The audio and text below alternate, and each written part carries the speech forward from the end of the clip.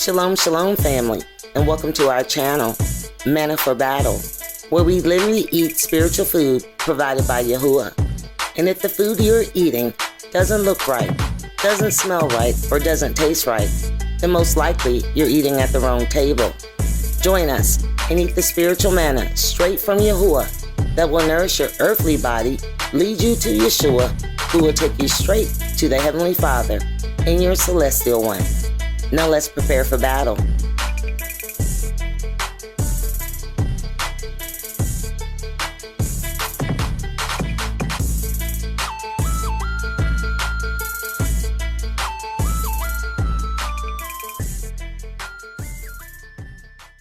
Shalom, family. Many of us have been reading and studying the Bible for a long time, but we must admit, some of us were viewing it behind the veil. And then suddenly, many heard the Father's voice when he said, "Arise, O Israel," and our knowledge began to increase, and the veil pertaining to our understanding is slowly being removed. All praises to the Most High Power. The original genealogy and history of every nation is directly connected to the Bible. Consider this: after the flood, the whole world was populated by Noah and his 3 sons. And though there are many nations on this earth, all originated from either Shem, Ham, or Japheth. You see that? Every last one of us are related. But though we are all related, we don't share the same blood. The Most High made a distinction in the blood and separated the bloodlines. I am not a hematologist, but there must be a reason for that. When I ponder this glorious work, I become aware of why our ancestors sung that old Negro hymn, "There's power in the blood, resurrecting power." Who wouldn't pay for that? But wait, have you ever considered biblical history would not exist without the Israelites, and that their bloodline leads directly to Yeshua? Our history is and will forever be greater than all nations. Hear the words of the Most High in Psalms chapter 147, verse 19 and 20. He showed his word unto Jacob, his statutes and his judgments to Israel. He has not dealt so with any other nation, and as for his judgments, they have not known them. Praise be the Most High. The other nations only learned of the Most High through his servants, the Israelites. Hear the words of the Most High in Isaiah chapter 49, verse 3. He said to me, "You are my servant Israel, in whom I will be glorified." Many nations seem to have forgotten this, as they usurp the Most High's authority by placing their own servants over his word and his people.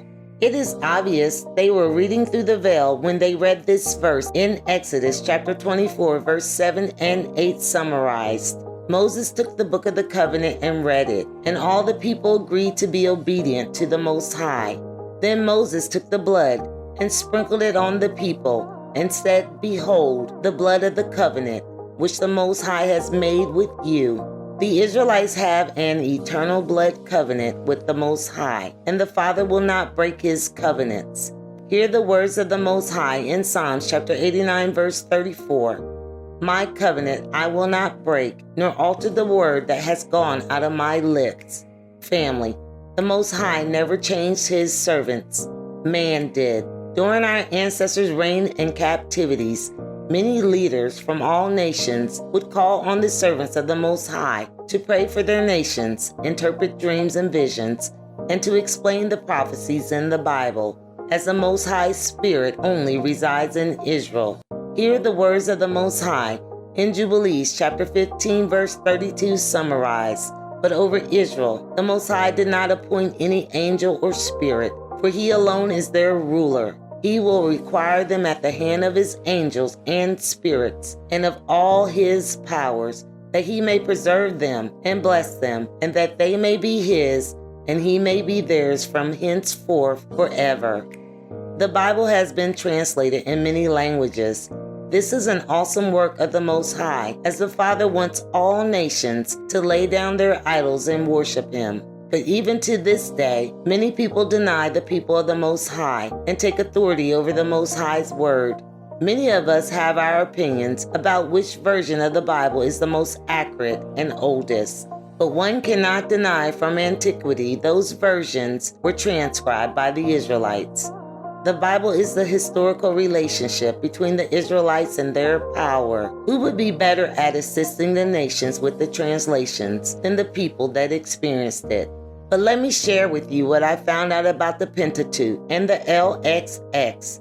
This is the life and times of Yeshua HaMashiach, Volume 1 and 2. Read with me the highlighted part in Volume 1, Chapter 2, on page 25 and 26. Eleazar, the high priest at Jerusalem, received many gifts to send 72 translators, 6 from each tribe, to transcribe the Old Testament for Ptolemy II. These Jews resided on the island of Pharos in Egypt and completed the work in 72 days. They returned to Jerusalem laden with rich presents, and the Pentateuch was translated in Greek. The other books of the Old Testament naturally would soon receive the same treatment, but the book of Daniel was so defective it was substituted. This version as a whole bears the name of the LXX. But let's search deeper. In Book 1, Chapter 2, page 30, the Greek scriptures were acknowledged in Palestine, and ordinary prayers were said in Greek, at least in regard to the Pentateuch.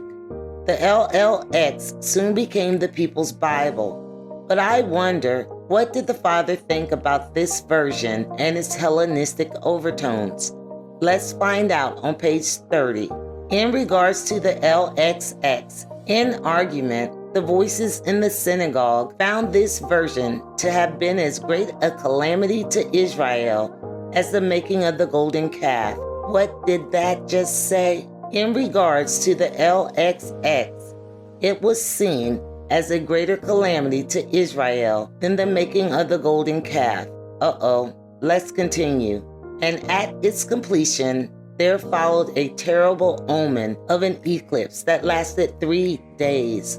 We all understand an eclipse is an omen, but in Egypt, when the LXX was completed, they celebrated with a feast with the heathens. I guess they celebrated in the dark. And guess what, family? Many of them still are in the dark. Shalom, family, and thank you. Family, I pray this lesson has edified your soul and spirit and brings you peace. Always, always, always seek Yah first and pray without ceasing. Remember, John chapter 4, verse 23 and 24. But the hour cometh, and now is, when the true worshipers shall worship the Father in spirit and in truth. For the Father seeketh such to worship him. And be sure to subscribe and click the bell to be notified of my next video. Thank you.